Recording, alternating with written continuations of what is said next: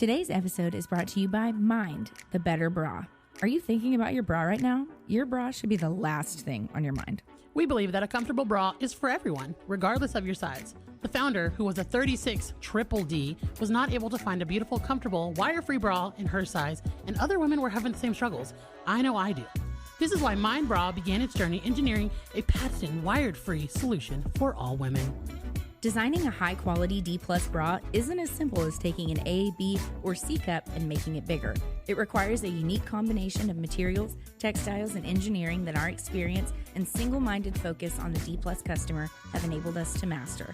Beyond our D-plus focus, we acknowledge that body size doesn't determine breast size. That's why we offer our bras in sizes 28B to 44H. Use code MOM40 for 40% off of your purchase.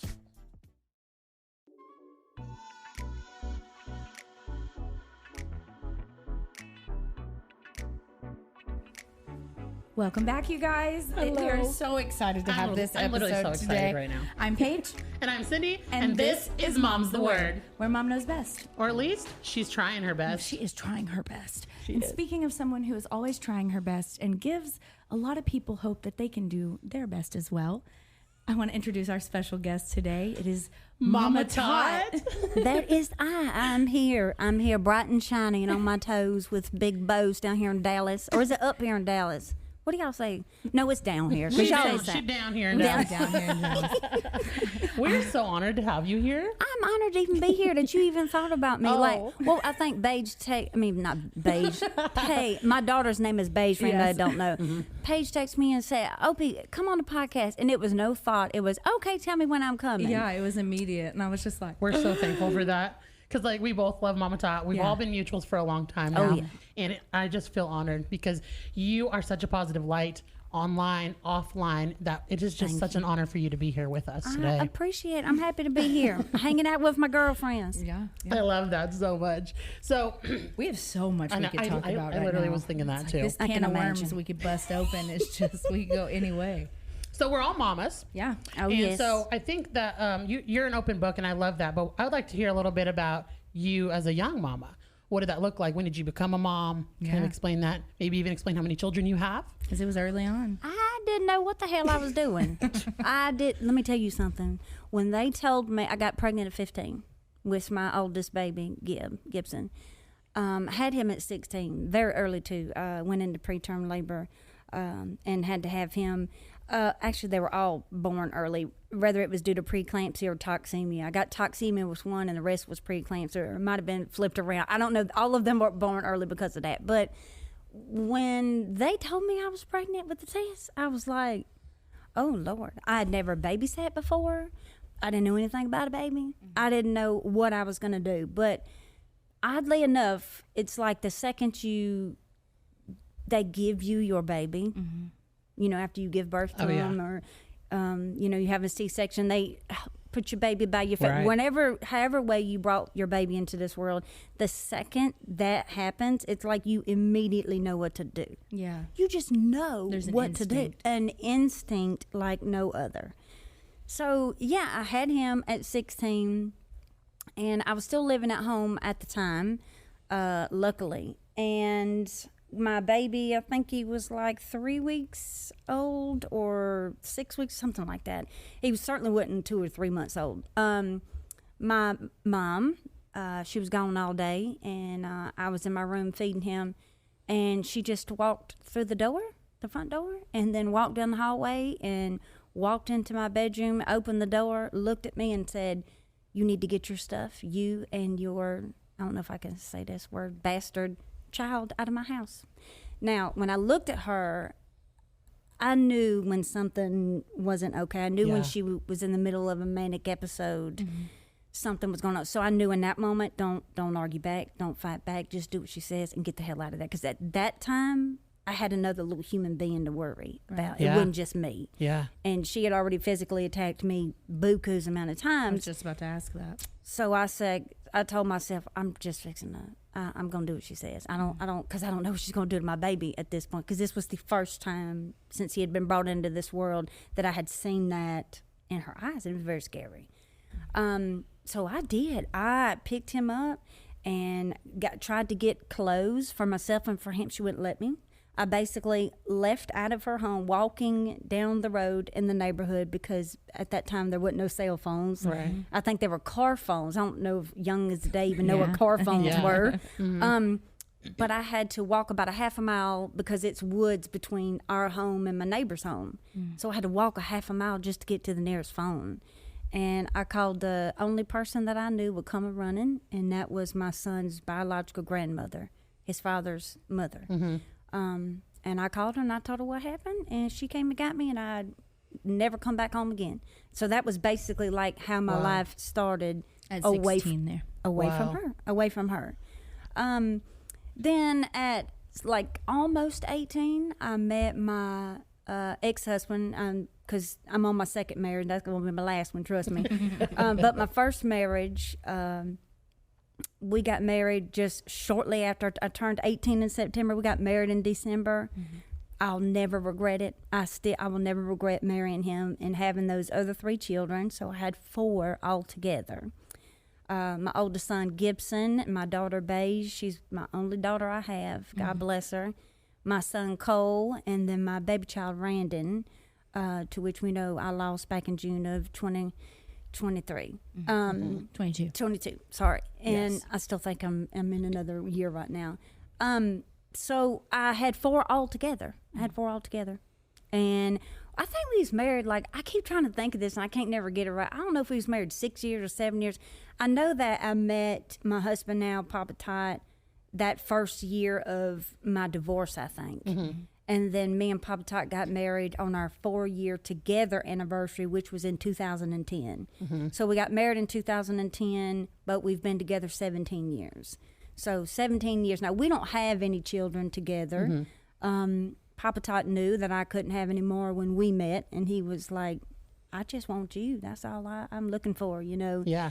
So he helped me raise my 4. You know, I had to be honest, my kid, me and their dad, we wasn't one of them people that went through court and custody, and we didn't do all that. We went by our own rules and stuff. So the kids was back and forth every week. Co-parenting came easy for you guys. We do the same. Yeah. Exactly. Right. Except for summertime. No, summertime they rarely went back and forth. They was just at our house. Yeah.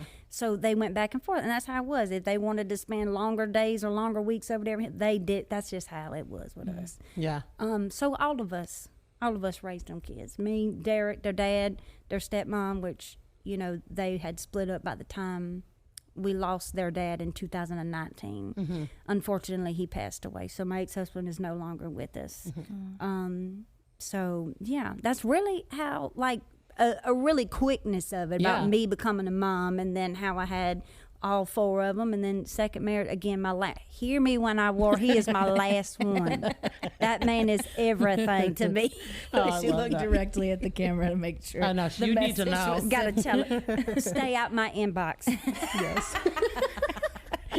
So hearing the part of, you know, about your mom, that's pretty heartbreaking. Yeah. And you being so young, that had to have been detrimental to you through raising your kids. You were young. I couldn't imagine being 16 and mom being like, get out of here, you know? So did it change your dynamic as how you raise your children? Because I've gone into depth with Paige on this because, you know, she's had similarities. And so what did that look like for you? You like cut her off completely and your kids didn't have a relationship with her? Not at all. It wasn't that simple. It wasn't that simple. It's not. Somehow, I don't really remember how or when, but somehow she had came back into my life after I had married my ex-husband, which was fine. I feel like a lot of me, or a huge part of me, was so eager to marry my ex-husband because, number one, he was so good to my son. Oh, I love and my that. son needed a dad. And number 2, his family was just everything. They're the type of family that I have and that I've created, much different from my family. Yeah. They're very loud, in your face, in your business. You know, will cuss you out, but turn around and give you a big old hug and say, I love you, and I go act right. You know, they're that kind of people. Yeah. Those are the people that I love. I'm drawn to that. That's home to me. Yeah. And his family was like that. His dad, which is my son's grandfather, my children's grandfather, Like the second he met my son Gibson, he come on up here and get on my lap. I mean, that was his papa from day one. Yeah. So a big piece of me wanted to just grab a hold of that. Yeah. Because I needed that. Yeah. I was still a kid myself. Yeah. 17. Yeah. Come on now. I needed that. But somehow she came back in the picture. You know, me and their dad, we got married at the courthouse, and on our 5-year wedding anniversary, we had a big wedding. So, you know, my mom was there and everything. Treated me horribly on that day, told me I didn't look good, my dress was ugly, made fun of me because I bought it out of a newspaper. Like, that's a whole nother story, right? You know those moms. That's the way they are. That's the way they man. are. They can be in your life, but they will say things that are so condescending, and you're just Nasty. like, that's their character, and you literally just put it off and say, that's just who they are. They don't even mean anything by it. They're just being this way because they're so blunt. And then one day you're like, no, you That are hurts. rude. It hurts. It has to hurt. Any good big moment, important, was ruined by her. Ruined by her. So I had expected that from her that day, but luckily I had Miss Jenny there, who was Talk about Miss Jenny. a huge part of my life growing up. She was my friend Sarah's mom, and me and Sarah met in kindergarten or the first grade. Been friends ever since, but they lived in our neighborhood. And Miss Jenny was there, and Miss Jenny came back there in the room. I was getting dressed, pulled a bracelet off of her arm and said, here, you need something borrowed. Like, she was everything I needed for that moment. So I'm not even complaining about it. Yes. It wasn't until I had gotten divorced and I had met Papa Tot. We were in our first year of being together, maybe almost 2 years being together, something like that. My mother did something really, really bad. And I said, that's it. I'm done. I didn't tell her. I just woke up the next day. I changed my phone number. Luckily, our lease was up in the rental property.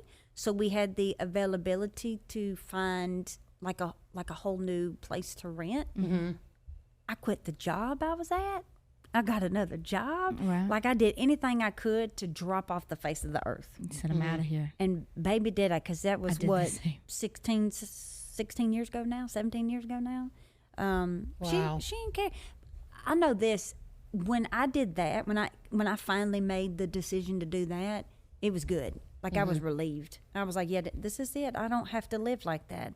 Yeah, I don't have to be hurt by you no more. So you had said that she had done something that was just it for you. So before that, were you always kind of keeping an open door for her? Because, like, you finally made the decision that I'm done. Did you always try to find something that, you know?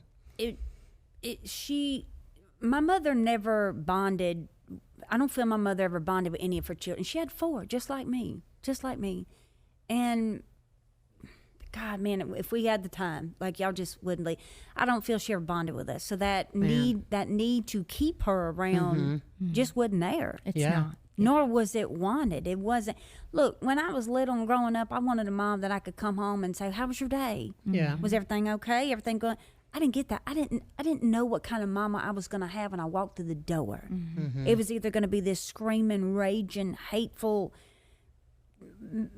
terrible person, or somebody that I called it in a good mood, you know? Like, I remember being on the bus, and the closer it would get, I've said this on a lot of podcasts, the closer it would get to my house, I'd start to get anxiety because I didn't know what kind of mom. What am I walking into? What am I walking into? Yeah. And I do believe that's where a lot of my worrisome and my anxiety today as a 42-year-old adult comes from. Oh, yeah. So I just kind of had her at arm's length. I'd answer the phone if she called. I didn't call her. Yeah. Didn't ask her for anything. I'm you in know, the same boat right now. I paid my own bills. We had our own. There was no need for me to need her for anything. Yeah. And it's So- almost weird when they try to comfort you and you don't have that bond. Yeah, Because you think it's fake. it just doesn't feel the same. It's not comforting. It's almost invasive, and it feels like something foreign is touching me. And it's like, I don't know this. It's not that comforting feeling that a mother would offer you if you did have that bond. Yeah. You know? So I totally get that. If she, like, when she, if she did, and I'm not going to say my mother was not affectionate and didn't hug. Of course she did. But even like little growing up into preteen and teenage years, that hug just never felt like a loved hug. It felt like you was, you know, hugging your high school principal because you're going home for the summer. That's how it was. It wasn't anything that was there. But yeah, I'm gonna tell you this. 16 years ago, my life has gotten so much better with no contact. I don't regret it. My siblings support me. Yeah. Papa Tot in the beginning was one of those people that was like, oh, but that's your mama. That's your mama. And I kept telling, I said, Mark babe, was the same way you don't get until it. he met my mama. Until he seen it. Yeah, and then he was like, oh, okay. This maybe dynamic is not good. So interesting because, you know, Paige is in her early 30s, and it sounded like you went through that during your 20s and your 30s. And Yeah, now it was about Paige 25, I now think. Paige is seeing that side of things, and she has children that she's protecting now too. Yeah. And so that's just really, really interesting that it took It that was long. something that my big sister told me that I'll never forget, and it's kind of because, you know, after I made the decision to go no contact for about 1 or 2 years, even though I was relieved, come Mother's Day and Christmas, I would start to miss that, just having her around as, hey, this is my mom on Christmas and Thanksgiving. And I was pulling in because I worked at the furniture. That was my career that I loved dearly, and I would probably go back to it any day. Not that place, but I loved working in the furniture industry. I loved it, right? I was pulling into the furniture store talking to my sister about it because that was a Saturday. The next day was going to be Mother's Day. And my sister said, Opie, you are yearning for something that you will never have. Yeah. She is never going to be the mother that you need her to be. Yep. So in return, you have continued to be the mother that you needed to your children. That's why people ask you, like, well, you know, how are you different with your kid? Oh, that's easy, honey. I just give my children everything that I lacked from her. I was which is literally everything. thinking that when you were talking. You are the mother you needed. Yeah. Paige is now the mother she needed. Yeah. And what a sad reality that is. But unfortunately, you guys had to learn a lesson really young that not all moms are going to want to be there for you. And I like that you guys have, like, you know, your kids are now amazing and you guys are beautiful moms now. But that's sad that you guys have had some heartbreak from your own mama, because I didn't expect it to affect me so much. I mean, obviously, as a daughter, it affected me, and I was sad, but I was still, like, allowing her in my life because I was just so desperate for the relationship. Desperate. Literally, That's just it. so desperate for the relationship, and just continuing in my brain to think, like, one day it's going to be magical. You know, we're going to be best friends. yeah. And then I had kids, and especially now, as my son Boston is the age that I was whenever she left, I just look at him and think, like, how did you do that? And there's just such a state of sadness, but also anger and confusion that comes with it. Do you feel like you felt that way? And if you did, as your kids got older, do you feel like it went away, or did it linger? Does it still feel that way? It's definitely not that anymore. But I used to think, like, after 4 and 5 years went by, I think to myself, because I think about my own babies, and I would be like, I couldn't go 5 years not knowing where my daughter's at. Yeah. No. I couldn't no go way. 3 years not talking to my son. I would aggravate the living hell. Like, what have I done? Yes. Tell me now so I can fix it. Yes. It would be like that. I used to feel like that way, but I have just filled my life with so many other things, like around other people's moms. Like, they fill me with so much joy. Yeah. So I enjoy that, and I've had to. It's not fair, but I've had to heal myself. Yeah. Even though I didn't cause this really big hole in my heart, Yeah. I still have to be responsible of healing it, because she never will. Yeah. So it does go away. I just turned 42, you know, and I was in my probably late 30s when I had that conversation. No, about 31, 32, I think, when I had that conversation with my sister, when she was like, you have to let that go. Why are you missing something you never had? And Yeah. I thought like you, which was, she's going to get better. She's going to see the error of her ways, and she's going to do this 360 turnaround, and everything's going to be perfect. No, it's not. That's her DNA. That's who she is. I'm sorry she didn't break the cycle in her mothering, but I damn sure did. That's Yeah. right. And now my daughter, right. my daughter should be a better mother than I ever was. Yep. Yes. My The same way. sons will know exactly what to do with their little girls if they decide to become dads, you know? That's right. I think about it like that, and I'm okay with, I'm never going to have that. That's okay, because I'm still going to be that for Paige, and I'm still going to be that great-grandmother to my Yeah. little grandbaby. I'm going to do all that. But I did think like you, Paige, and then I just let it go, and I'm at peace with that. I think I'm going to be forced into it. As I don't even know if I've told you this, but my biological mother randomly called me. It always makes me scared. Makes me like, oh my God, who's died? Because I get random phone calls maybe like once every 6 months, right? And sometimes to check in. And I got a phone call from her, and then my older sister, like back to back. So my sister just this called week, twice, right? yes. Week, yeah. And I was like, whoa. And my first thought always goes to my sister who's in active addiction. I worry, oh God, what are we going to hear on the other side of this? That's always my first fear.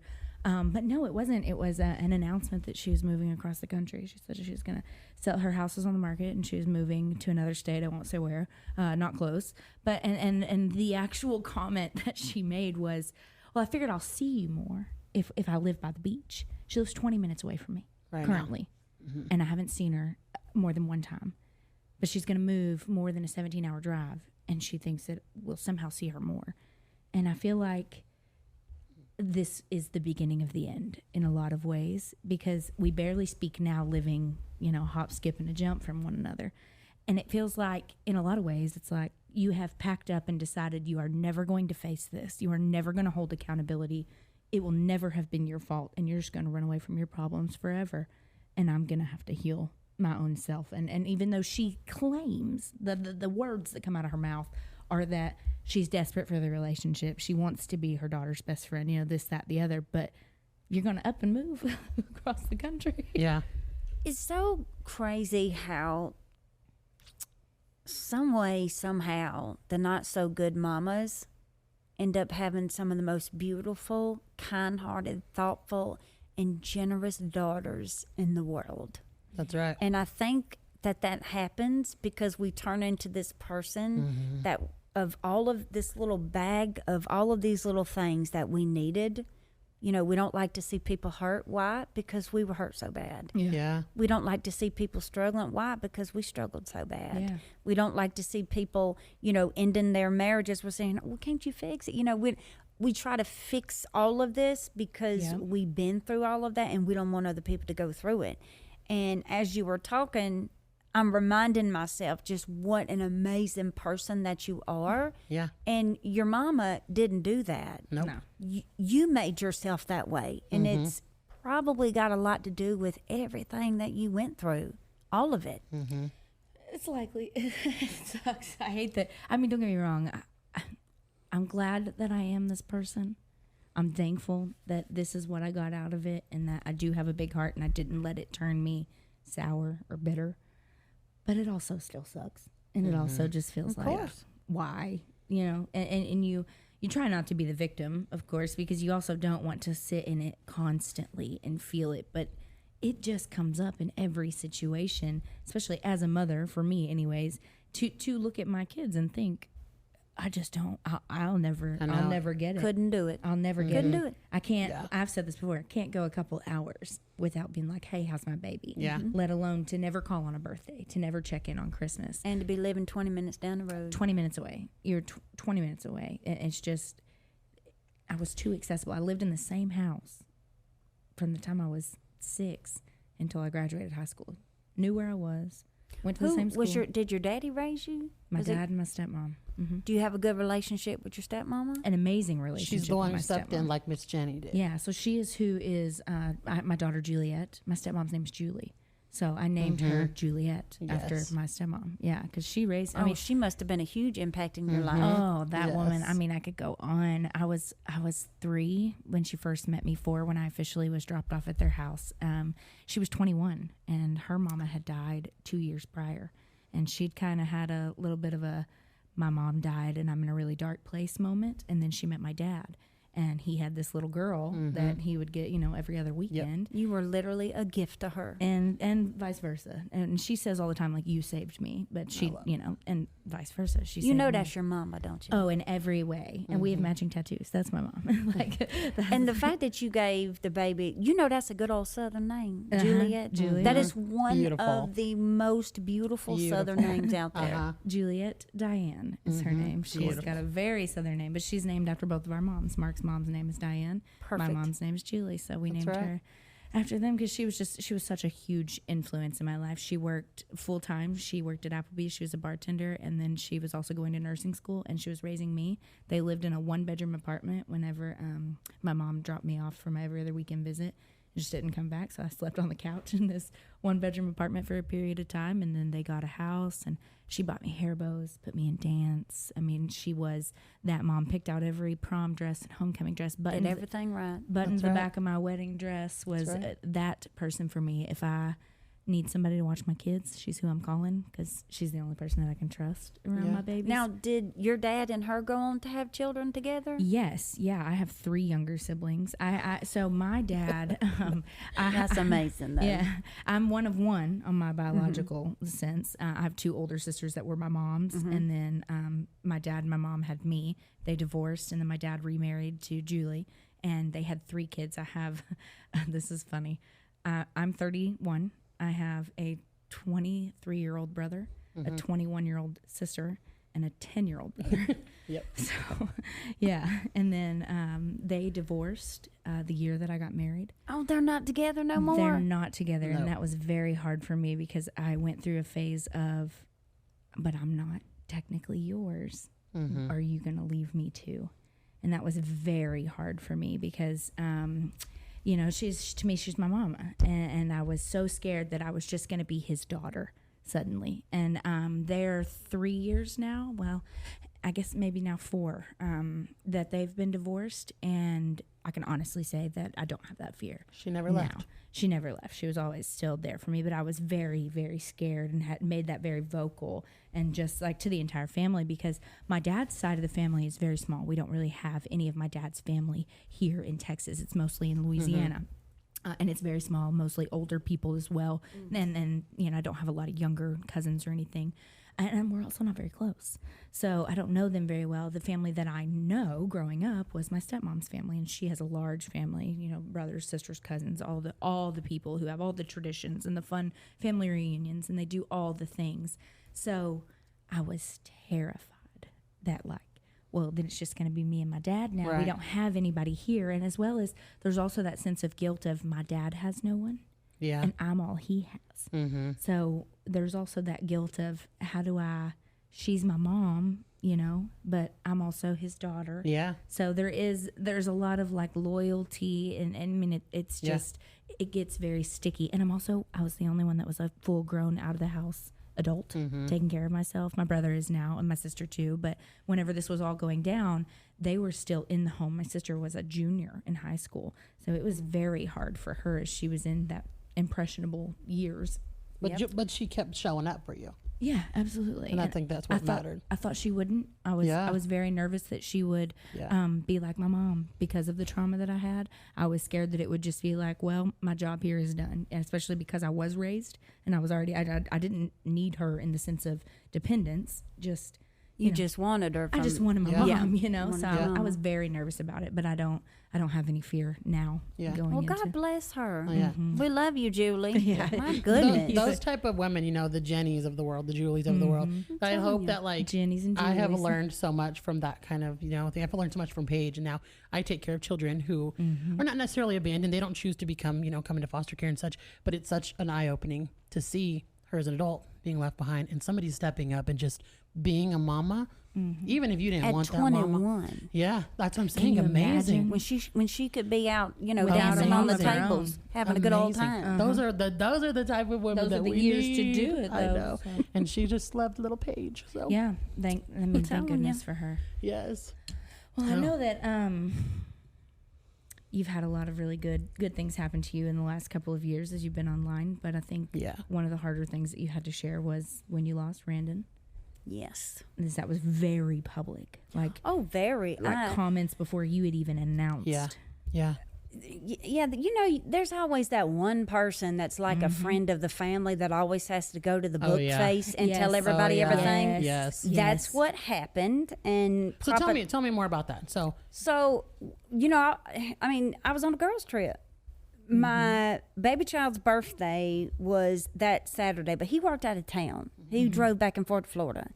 And he was going to be out of town for his actual birthday. So the weekend prior, we had a big dinner for him at a restaurant. All of us, all the kids, everybody. We had a great time. It was a great time. And I said, well, okay, well, I'm going to be on the girls' trip for next week. He said, well, that's fine, Mom. I'm going to be out of town anyway. So go do whatever. And I was like, okay. You know, I live in Mobile, so I'm only about 45 minutes from our beaches, which is Gulf Shores, Alabama, Orange Beach, beautiful beaches. I want to go so bad. Me too. I wanted the girls to experience, you know, our beaches, and they were like, absolutely. Especially after I sent them the photos, they was like, yeah, let's go. This looks like Destin, Florida. I was like, I tried to tell you heifers, okay? But we had gotten there. We was only there just a few hours. I get the phone call. Who called? My baby child's girlfriend, Skylar, called me crying, saying that Randon wasn't answering his phone. And he's been parked at the same gas station for 20 minutes. She felt like something was wrong. Oh, wow. I said, okay, I'll stay on the phone with you. She said, I'm on the way to the gas station right now. I said, okay, I'll stay on the phone with you then. The whole time I'm trying to calm her down. I'm sitting here thinking, he done got himself in trouble again. Yeah. He done got himself in trouble again. Because he had gotten himself into trouble at 16 and at 16 and a half and then at like almost 18. But for the past year, he was doing amazing. He was doing, they got their own place. Like they were doing amazing, right? Yeah. So I wanted to tell myself he couldn't have been gotten himself in trouble. He wouldn't do that again. Because he knew how bad, like it just really upset the whole family. Because we want the best for your babies, right? Yes. So I was really just trying to calm her down because I'm sitting here thinking he done got in trouble. That's what he done got pulled over. Right, he's been arrested. Yeah. And I'm like, Sky, you're not thinking the worst. He's probably got his butt arrested. Just calm down. I mean, that's just me. Yes. And she was just like, no, you don't understand. He would have at least texted back. And I was like, not necessarily. You know, I'm trying to give her all of the positive to the what ifs, right? And she says, oh my God. And I said, what is it? She said, there's paramedics and fire trucks here. Cindy, my heart stopped. My heart just dropped. I said, get out of the car and find the nearest police officer that you see, and you ask him or her if the person in that ambulance is alive. I don't give a damn what's happened. You just ask him if he's alive, And she runs up, and I'm on speakerphone at this point, and she's trying to get the words out, and I have to say it for her through the speakerphone. Hey, is that Randon Lee in the ambulance? And the officer says, well, who are you? And I said, on the phone, I'm his mother. Standing in front of you is his girlfriend. I give you permission to tell whoever. We just need to know if he's alive, you know. And all of a sudden, I heard the words, I'm sorry, ma'am. He's gone. I can't tell you what happened after that. Right. They said that I called the other kids. I think Lissa had to call Derek. I don't remember any of that. Yeah. I don't even remember making the video. And if I see that video today, I shut my phone down. I can't stand it. I wish it was not on the internet. Right. Yeah. But when we got to the police station, they didn't tell us anything other than that it looked like a robbery, like some type of robbery.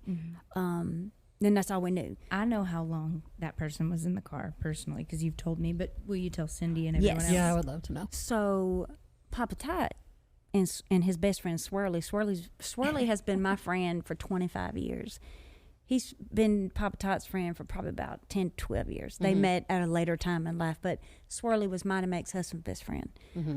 Anyway, they wanted where my son, because my son was shot. There's a gas station here, and then there's a gas station across the street.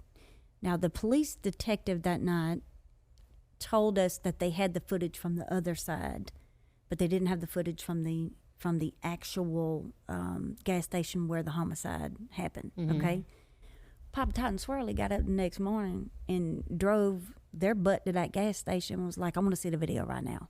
That's my son. I want to see the video right now. Yeah, and I think the only reason that they let him get that video was because they empathized with him because the owner of that gas station, his own brother, was shot at that gas station. Oh my. And I think he empathized with Papa Tot and was like, come on back here. Anyway, after watching that video, we found out that we find this out like within weeks of the time, but this is what happened. This is the actual details of what happened. I can't imagine Papa Tot watching this video. Oh, it was he was or sick to to be his on stomach. the phone as she walks up. Any of it is traumatizing. Sick to his stomach. So what happened was one of Randon's friends called Randon, asked him if he had any marijuana. Randon was like, yeah, I got a little bit. So his friend says, okay, well, so-and-so's looking for it. Now, Randon didn't really know so-and-so, and I'm going to leave these names out. People can pull it up if they feel like Absolutely. it. Randon didn't really know so-and-so, but he knew of him. Now, so-and-so was also a younger gentleman, 21 years old, graduated, good life ahead of him. Yeah. From what I've seen, come from good family, just like us. So because Randon didn't have that type of friendship with him, Randon calls his friend back. He says, hey, is it cool that I meet this guy? He's going to a whole nother town, which is Pritchard, Alabama, which is, don't get me wrong, there's good people that live in that town, but the crime is very bad there. Right. It's very bad. And Randon's friend was like, yeah, it's fine. So that alone tells me that my baby child was already feeling iffy. Yeah. He already didn't like that feeling. So this is what happened. There's something like they found this like in the Snapchat records or something. The so-and-so was sitting at the gas station waiting for Randon to get there. So he Snapchats him and says, hey, I'm here. And Randon Snapchats back and says, I'll be there in less than 1 minute. You look at the camera, Randon pulls up.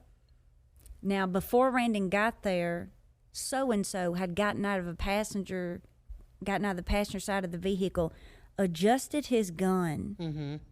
So he already had a plan. Yeah. That tells you he had a plan to me. Yep. He adjusts his gun into his pants, but another car pulls up, and he gets back in the car to kind of hide what he was doing.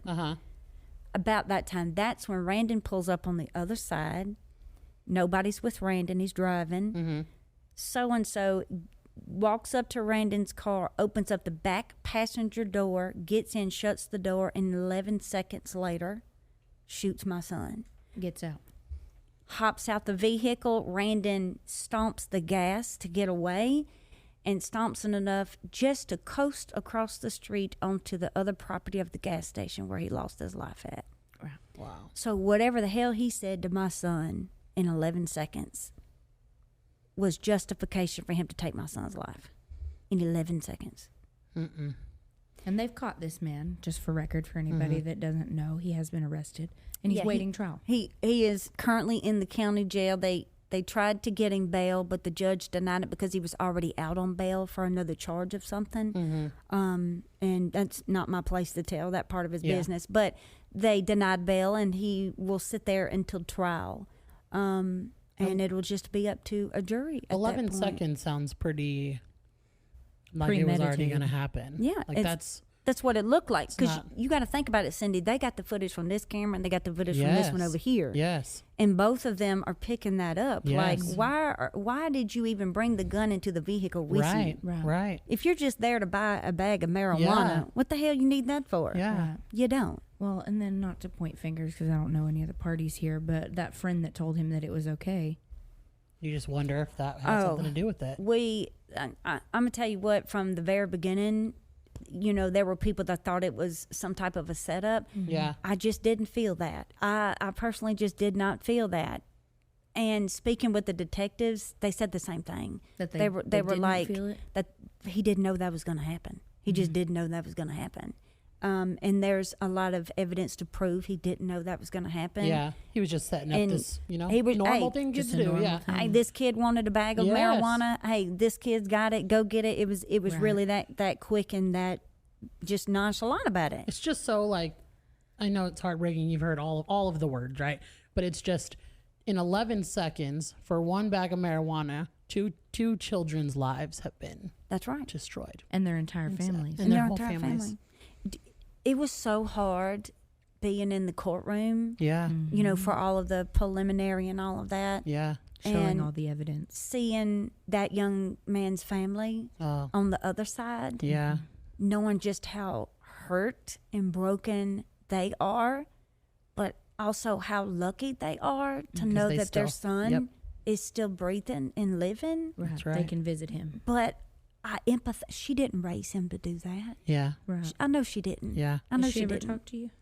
No, and if she ever wanted to, I would be all ears. I don't blame her for a damn thing. That's Just right. as well as I shouldn't be blamed because my son was there to sell a bag of marijuana. You think I That's give right. a damn about marijuana? No, I don't, and I never will. Right. So my heart goes out to her because it was all over his family's face.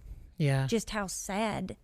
Like, I had one of his teachers reach out to me and say, Mama Todd, you just wouldn't believe it. He was so nice and respectful and yes ma'am and no ma'am in high school and an excellent athlete. And she said he was all these wonderful things.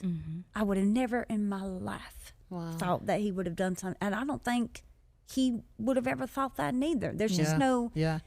I don't know if I'll ever, or we, and I speak from my family, I don't know if we'll ever get the answer as to why, Yeah. you know? Yeah. Do you want to ask him that in the courtroom? Will they let you? I know that I'm honored a victim's impact statement, I think is what they call. If you ask a few people in my family, you know, do you think he should get the death sentence? Half of them say yes. If you ask the other half say, no, I don't believe in that. You know, whether that's their, you know, they side with it more on like a political level or whatnot. But even I don't want him to die because I don't want his mama or his dad or his sister to have to watch them lower him into the ground. Because you're the only one who, well, you and your family are the ones who got to experience that firsthand. So you as a mama don't want that for. So I'm not thinking about him. Yeah. Not one bit. Yeah. I'm thinking about his family. That's right. And they don't deserve that. And That's really big of you. I don't wish that on them. Yeah. Was it always that way? Or did you feel like you were stages? angry? Oh no, Yeah. it was always that way because I couldn't I have a bad problem with always putting other people's feelings in front of myself. Yeah. Right. And from the very beginning, that was just how it was for me. Like, if y'all remember, I don't know if you do remember this, when they first arrested the alleged shooter, there were people all over TikTok hooting and hollering, yeah, they got him, this and that. Yeah. And I made a video and I said, We're not celebrating. we're not celebrating. How can you be happy about, like, when you see his senior portrait, you just see the child. There's a human there. You see such a future in his face. And it rings in my ear what that teacher said. She said, I don't know what happened to him from the time he graduated to that night, but that's not him. Wow. There's no telling what that young man went through, going through, decided. I don't know. But I will be honored a victim's impact statement, and I will speak from the heart because I don't know any other way to That's speak. right. That's right. But I do not wish him to die for the sake of his family. And I don't regret feeling that way, and I don't regret saying that. I feel like I'm entitled to have my own feeling about that. Yeah. Absolutely. You ask my sister, it's Yeah. nope, my sister is full on with the, you take a life, someone takes yours. That's how my sister feels. And she has a right to feel that way. Yeah. But It's something that like I could never imagine because you went through that. You felt that. You had to see that. And so for someone to stand back and be like, well, I'm sorry, like they should, they should die too. We don't know what that's like. We don't know what that is like. Genuinely. And I hope to never feel that, So, and for you to share, your life so openly about that was just so courageous of you. Like, oh my goodness. I remember crying with you. Like, I think the entire internet yes. grieved the loss of my baby child from my family. Like it felt agree. quiet. Like I just, it was one of those things that just impacted everybody. And we didn't know, when we had to go to the police station that night, like I said, we didn't know who did this. Yeah. We didn't know anything Yeah. who did I this. remember. Other than what they said, they think this was some type of a robbery. Now, more details came out, and they told us before they had to tell press and all of that, of course. And as they told me, I told everybody else because I Yeah. wanted people to know. But here's the thing. That night when I woke up the next morning, I don't even remember making that video, but my sole focus was for the person who took my son's life to see that video, Yeah. to know what he did. Yep. Yeah. That you took my son, and we gonna find you. That's right. And you know, allegedly they did, but and I do know that it's also a blessing to have somebody accounted for like that. There are so many mamas and so many daddies that do not have justice for their children in many ways. So please understand that I know that this is appreciated. But I understand that there are other parents out there that are just lost in the wind right now, and they don't know who took their child or who did this or why their child is missing or why this. It's so many different scenarios, but my heart went out to them in that very second. You know, because you always think nothing like this would ever happen to you. You know, I sit back and I think about all the, you know, I'm a true crimer myself. Me too. Same. And I've watched every Dateline episode ever aired. And it's always, we ain't never going to have anything like that happen to us. That wouldn't happen. And then boom. And when it happened to you, someone like that, I always loved watching your beautiful family. When it happened to you, it was like, oh my God, this is just nonstop light to see something so dark happen to somebody and that like, is this just is real so life. loving. I listen to this all the time in my true crime podcast, and I'm like, this is Mama Tot. This is her life. It's like it shocked the world. Yes. Because everybody's seen it as, this is the nicest mama we know. Yes. And somebody just took her child. Yes. And now we are going to watch her grieve forever. And it's not all been support. No. You've not had all support during this process at all. The internet is wild. They're hateful in ways. Hateful as hell. Yeah. Hateful as hell. Just about 3 months after I lost my baby child, a hate group starts about, literally, I'm 90 days into my fresh grief. My fresh grief. And some idiot, I ain't saying his name 'cause he ain't getting no attention, some idiot makes a hate group based on lies. I never did anything this person said I did, and I never will. Yeah. But, and then truth came out about 7 months later that none of it was true. But, you know, Well, true after you narcissist. sat for 7 minutes In silent. silence. 7 minutes, 7 months. 7 silently. months. Never said a word, never defended myself. I just Right. ignored them and continued because I'm not there to argue with internet people. I'm there to make sure you're happy and healthy, right? So I just ignored this person. And when I tell you that has been the hardest thing for me to do in the Oh, I middle of bet. my fresh grief, I dang near lost it several times. Yeah. But anyway, it come out about 7 months later that this person fabricated everything. And, you know, true narcissistic people don't like to take accountability and be like, oh, dang, I'm sorry. Or, I might not have believed that person. I shouldn't have done it. They don't do that. So they just continue hate, right? Yeah. The internet and the hate that comes with it sometimes just isn't worth it. And when I buried my baby child, I buried him in the casket with a blue jay feather in his hand. Yep. Yeah. I've loved that. I've loved that. That I know where represents. you're going. I don't know why I Yeah. chose to put that blue feather in his. I'd found it days before I lost them. Yeah. I find feathers all over my yard. I never Yeah. keep them. They're not significant in any way. I'll Yeah. find another one. We got birds everywhere. We live out there in the country. But it represented him, right? And people were sending you some Oh, of the them. whole community, not Yeah. just Everywhere. not It just was feathers, beautiful. but Oh, your pictures community. of him, Everywhere. everything. I had shared the story of me putting the blue jay feather in his hand in the coffin.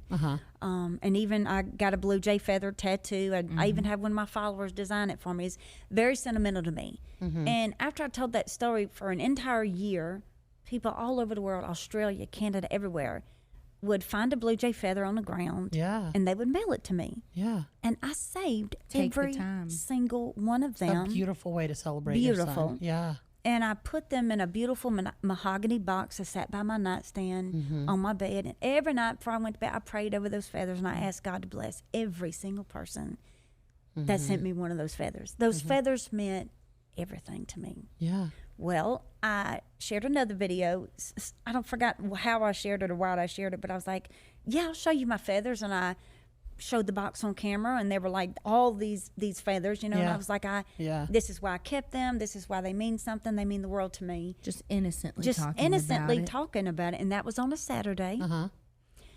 Monday morning, which was 2 days later, 7:12, 7:15 in the morning, we get a knock at the door. And Derek had not started his new job yet. He looks out the window. He said, babe, that's the gang warden. well, we live on like 15 acres between me and Miss V. And sometimes people come up there and try to hunt and they ain't supposed to. So we're thinking somebody's done that before. And they're just looking for somebody. The game warden of Alabama. Of Alabama. Okay.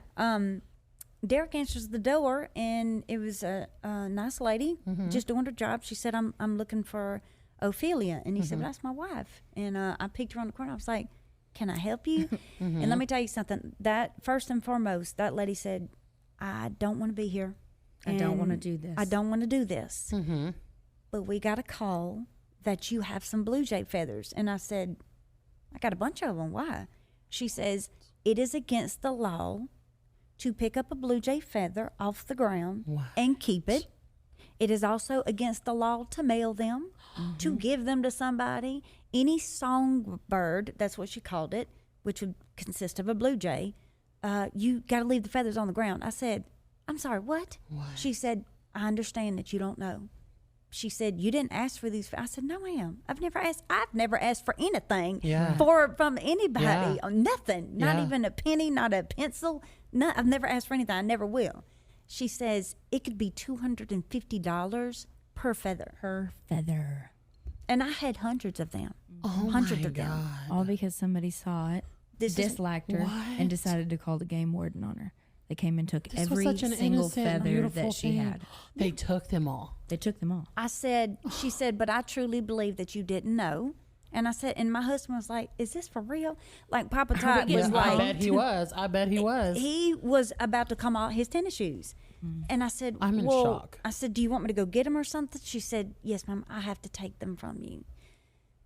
Y'all, I cried to walk in there to get them. I cried. I walked back out the door and I handed them to her and I said, you got a lot of love in your hand.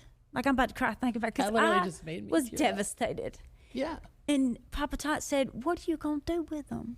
You know, like, taking them out of my hand. Like, what are you going to? And she says, we have to destroy them.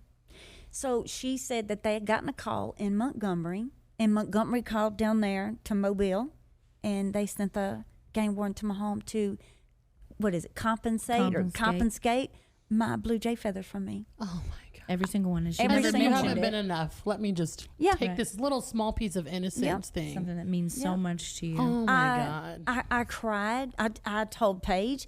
Only people who know is Paige and, of course, Lissa and Dan, my two friends. But I didn't make a video about it because I was like, I'm not giving them the satisfaction of knowing how bad that they hurt me. Because people would rally. Oh, yeah. I wanted them to sit there and be like, be angry. I wonder if they took her feathers. Because what an odd thing. How Of terrible. all things to care about. What an odd thing. And also, How terrible. to know that law. Oh, my God. And to dislike you so much to be like, I know this random law and I'm just going to mess up her day. Who the hell would think it would be against the law to pick up a blue jay feather off the ground? When you told me, I was shocked. I was like, I'm sorry, what? Because you had feathers? Like, I had no idea. we pick up feathers all the time. We don't My even kids think love about them. it. And I told her, I said, I buried my son with one. Yeah. Are you really going to go confiscate? Yeah. Like I was still nice and understood that she was there to do her But job. still it hurt. But it was like, come on now, this is daggum blue jay feathers. And don't you have something better to be doing? And I than know she collecting probably feathers? felt. She probably felt. She felt terrible. Because she probably didn't want to collect those feathers. She did not want to be there. Yeah. She did not want to be there. But it's what people, they will take things too far off social media. They will insert themselves into your lives. Yeah. They will look up your background and call your family and message your long lost ex-boyfriend. Like they insert themselves into your lives to get dirt on you or anything. I'm like, go find some dirt, heifer, go on. Because if my life is so open, I will tell you anything you ask me. Right. I'm not embarrassed to tell you the crappy things that I've done. I don't have nothing. I'll own them, Don't It have is nothing. what it is. It's just heartbreaking because, you pour yourself into people on this app. And then for people to find the smallest thing, like you're not doing anything wrong. Yeah, you don't get on It's there just- and bully people and be mean to No. Oh, anybody. my All you're doing goodness. is uplifting people and That's making them it. feel like they're not alone. Yes. Do you know what it is, right? Okay. Tell us When about it. when you first start off as a creator and your account is growing, people love you to death. Yeah. They just love you to death. And then as you get bigger and your account grows, these very nice opportunities come. Yeah. This brand wants you. They want to send you here. So then you're able to buy things, get a new car, pay your house off, all of these things financially that possibly other people might want, right? So then they start seeing all of these things changing for the better. And then jealousy and envy sets in. Yeah. And absolutely. when jealousy and envy sets in, they can't control it, and it turns into hate. Yeah. Hate. And misery loves company. Misery loves company. I have seen it with every single female creator, woman creator. A lot of moms. Every Oh, they're torn apart. It They're just torn doesn't apart. make any sense as to why every single mom has their own entire hate snark page for people to just be like ripping them apart. Terrible. In their most vulnerable stages of motherhood. And not to shit on the beauty influencers or anything, but I get crap for going to Target and getting my kids clothes, and then I'll scroll 2 videos and see some 20-something-year-old that's been flown to Paris that just spent $3,000 on clothes showing off a haul, and everybody's like, yes, girl, this is gold. You're living the life. And I'm like, shit, I'm just trying to put clothes on my kid, and y'all are ripping me to shreds. I don't Look what they like do to poor little Dimps, just a single mom in Nashville, just trying to be, a creator and influence. I mean, this is obviously a passion for her. She's just trying to raise her daughter, and they tear her to pieces. And she's been through so much dark stuff, and she's still just rocking it out. I think we trying can her all best. agree that it's very toxic. Yeah. It's Terrible. something that I don't like to acknowledge because I'm pouring positivity into this world. You both are. All these creators are. It's not something that I acknowledge all the time. Paige knows this. I will not acknowledge it. Even now talking about She it, it's doesn't like, like to talk about it. I don't want to talk about it because it tears people apart, and I get to see that part of them, and it's heartbreaking. It's heartbreaking because they're doing nothing to receive that. Right. And so I just appreciate that we keep showing up. They keep showing up and still doing our best, even though people behind the scenes are sometimes really intrusive. Yeah. It's a sign of strength like no other. Yes. Because when I was Yes. going through those 7 months, nobody in the internet world knew that I Right. was being stalked and harassed by this person. You were Nobody sad. knew. Nobody knew. You were also grieving. I You were was- being bullied. You were being Nobody knew. attacked every day. It was, I mean, I knew because I have a personal relationship with you. Right. I mean, it was constant. But I showed up every did. day. You I did. sat with them. I had Yep. lunch with you. Yep. I did everything that I normally do because I'm not Yep. on the internet to get into an argument with somebody That's right. or bring somebody down or do this or do that. I'm there to. It's when people ask me, well, what are you doing online if they don't know me? I say it's one of two things. I'm either loving on you or making you laugh. love That's it. what I'm there for. Yeah. That's it. Yeah. And I it's a great lesson. And I feel sad that you went through that because none of us even knew until, some people Right. did. But it's hard to go through. It's hard to wake up every day and still pour yourself into this and know that behind the scenes, like, I'm falling apart too.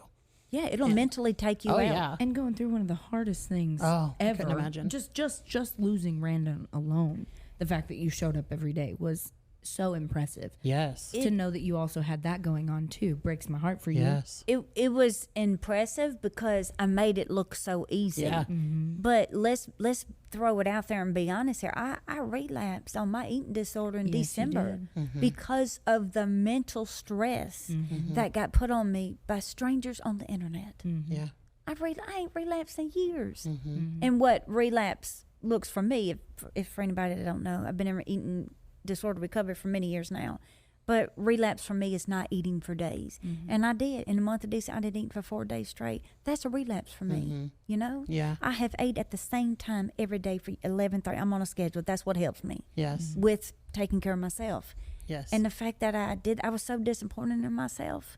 I was so disappointed in myself that I had allowed me to be affected that bad by somebody that's probably living in their grandma's basement playing a Nintendo DS and don't even have a car at 32 years old. Right. I'm just saying, Those are the type of people, though, I feel like, that are sitting from behind a screen judging somebody else. Yeah, they will judge you for what you have or what you don't have, and come to find out they have far less, and it's pointless. They think that your followers equate to dollars. It does not. I will let you know.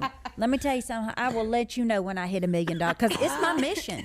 2024 is I want to hit $1 million, and I'm gonna work hard for it. I will let these heifers know. But no, it does not add to any of that. No, for me, it's like anytime you show something like, oh, this is an ad, and I'm like, no, girl, I haven't had an ad in months. This is all me. Literally not had an ad. And this is something for creators to say, like, it slowed down so heavily whenever the Supreme Court was kind of like, we're about to shut down TikTok. Yeah. I think people think that we have ads like every single month. I haven't had a paid partnership since March. They think this is paid. We paid for this by ourselves. I'm buying me and this. Like me and her, we've made $0. I'm negative. because I understand how where I figured you guys were not making money yet on this, that this was coming straight from y'all putting into everything that you have into. I figured that. Believing in a dream. We've have zero. We've done, and that's not what it's about. We wanted to be the safe environment for people and come together. And I feel like we've done that. So That's y'all did a beautiful job. That's why we're so glad you you were proud here. of yourself. Thank you. So after going through all this, something I really, you show up for everybody. There's been videos that I sit there and I cry. She sits there and they cry. My mom will watch you. Yeah. And how do you support yourself? Like who's behind you? Because you're showing up for us every day. I don't really think about like myself, like, oh, I'm gonna support me today. My little tiny little support system is, of course, MAMATOT, Lissa, and Dan and Kim. Yeah. Those are my very, very close people. Yeah. That look out for me, protect me. That goes all of the above, physically, mentally, financially. Like they are like a team that I don't even know how I got them, honey. I don't even know how I got them. But I can't do it without them. I don't even know what the hell I'd be doing if I didn't have Kim and Lissa and Dan or MAMATOT. Now, I got to give it to MAMATOT because just this past year, he's really had to learn a lot that what goes into being a content creator and just having a wife that, can't even go to the gynecologist without, oh my God, MAMATOT, get on back here, let's see, That's got to be fun. Yeah. So he's adapted and he adapts well because he just gets along with everybody and everybody just loves him. Yeah. But those That's people. Good. I don't need anybody. I don't need 20 friends. I don't need 50 friends. I just need those few little people and I am happy-go-lucky. Yeah. Happy-go-lucky. Because I just know, like, you're incredible to us, and I always wondered that, like, who's the person that tells you, hey, my little tater tot, like who took care of you? So it's nice definitely to hear those that people. Those are them. It's definitely quality over quantity. That's I like right. to say I'd rather have 4 quarters than 100 pennies. That's right. Yeah, for sure. My goodness. Woo. Well, if you had one bit of advice, as you are the internet's mama, that's right, what would you say to a mom who's likely listening because they relate to Cyndi and I in our younger years of motherhood? What's your one piece of token advice that you would give them? Don't lose yourself in the midst of raising these babies. Let me explain. Don't forget about you.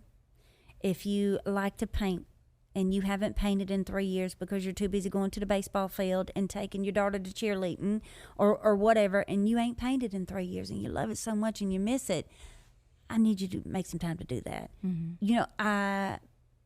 I forgot how much I loved the beach when I was raising my kids, and I didn't go for like 3 years, and because I was too busy taking them to water parks and this and that. And then when I finally stepped foot on the sand, I was by myself. I just went to the beach by myself, and I thought, yes, there it is. This is what I loved about the beach. Yeah, just me and the water and the sand. I would forget what kind of perfume I liked. I would forget about all little old me just to make sure that all those babies were happy and healthy. Yeah. Don't lose yourself.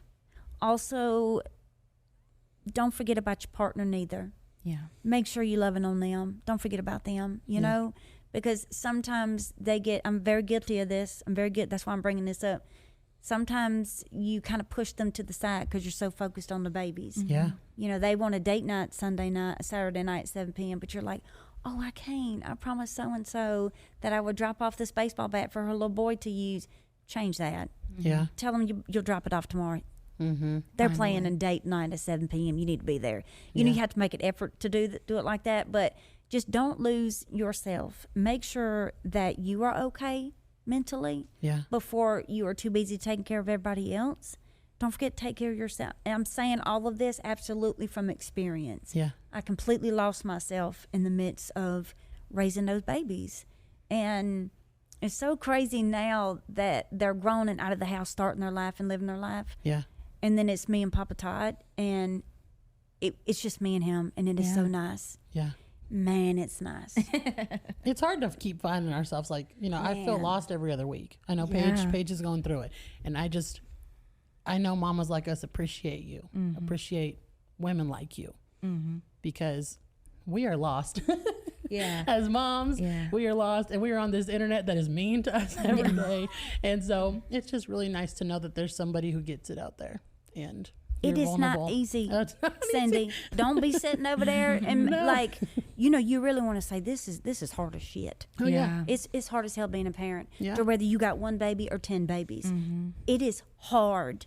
Yeah. Mentally hard, not physically. It's mentally hard. Yeah. You got to make sure that these 3 babies that, you know, it's bad enough you got to make sure you're doing everything right. Now you got to make sure these 3 babies that grow into be nice little humans, then respectable adults, and then make good choices and don't do this and don't do that. Don't go to that party at that, you know. Yeah.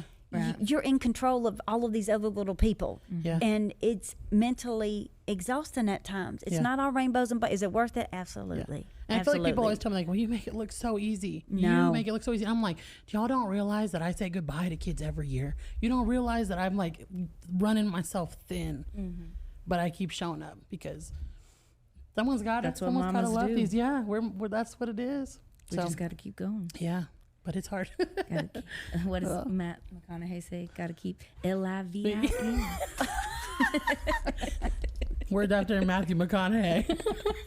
He is so attractive. Oh my But God, he is so he's not so my type. attractive. I would never date somebody that looks like him, but he's so attractive. I would. Do you want to Not know me. who my crush is? I was Y'all gonna gonna ask you. laugh. I'll say, let's talk about it. You're gonna Who's laugh. yours? Who's yours? I'm ashamed. What? I'm ashamed. Come on. Y'all are gonna laugh at me. I'm not. It's Woody Harrelson. Oh no. He has my a goofy though. I teenager can thinks see that it. my dad looks like him. I So can now my see it, teenager though. He is has so that excited. old. Can't even find the right word for it.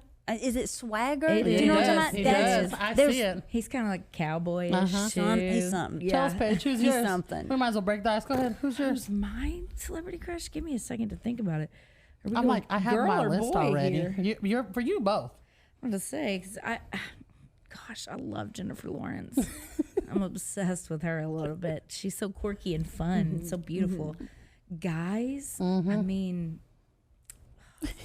Ryan Reynolds is Oh, you like the goofy guys. top. He is so tier. corny. Oh my god. Have you met her husband? Mark is nothing like him. Oh, wait till you meet Wait, Mark. She has. Oh, Maybe. she Yeah. Oh, I love he him. is good. He is the Maybe best. like the same sense of humor. Yes. They were Yes. like, but they don't. They look nothing alike. He was So Deadpool. It's more in the mask. I mean, don't get me wrong. His face is beautiful, but as Deadpool, look Oh. at Ben's face. Lord and it's have just mercy. these I feral love women. it. When I say mine, you're gonna be like, the people that are mine, you're gonna be like, oh, well, that makes sense because it's gonna with be Chris. Who is it? Luke Combs and Jelly Roll.